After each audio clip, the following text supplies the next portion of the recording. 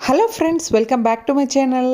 ఈరోజైతే నేను simple and tasty recipe టమాటా పప్పు చెప్తున్నాను. టేస్ట్ అయితే అదిరిపోతుంది అండ్ బ్యాచిలర్స్కి, వర్కింగ్ ఉమెన్స్కి చాలా క్విక్గా అయిపోతుంది ఇలా చేసుకుంటే. అండ్ టేస్ట్ కూడా చాలా బాగుంటుంది. సో ఫస్ట్ అయితే కుక్కర్లో కొంచెం ఆయిల్ అయితే వేసుకోవాలి. ఆయిల్ వేసుకున్న తర్వాత నేను కొంచెం ఘీ కూడా వేసుకుంటున్నాను.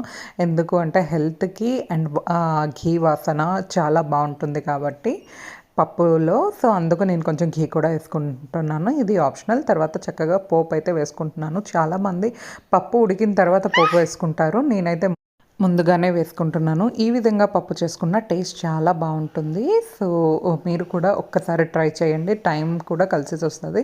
సో పోపు చక్కగా వేసిన తర్వాత 10 నిమిషాలు నానబెట్టిన పప్పు వేసుకున్నాను. సో పప్పుని కూడా మనం చక్కగా హై టు లో ఫ్లేమ్లో టోస్ట్ చేసుకోవాలి. ఈ విధంగా టోస్ట్ చేసుకునేటప్పుడు మనకు టేస్ట్ అండ్ వాసన చాలా బాగుంటుంది. తర్వాత తగినంత వాటర్ వేసుకొని, రుచికి తగినంత ఉప్పు, పసుపు కొంచెం వేసుకొని ఇంకా విజిల్ పెట్టేయాలి. సో హై ఫ్లేమ్లో 3 విజిల్స్, లో ఫ్లేమ్లో 2 విజిల్స్ ఇస్తే సరిపోతుంది. ముద్ద పప్పులా వస్తుంది. స్ట్రక్చర్ అయితే చాలా బాగుంటుంది అండ్ టేస్ట్ కూడా చాలా బాగుంటుంది. ఒకవేళ మీకు కొంచెం పలచగా కావాలి అనుకుంటే వేడి నీళ్ళు వేసుకొని మళ్ళీ ఉడికించుకుంటే సరిపోతుంది.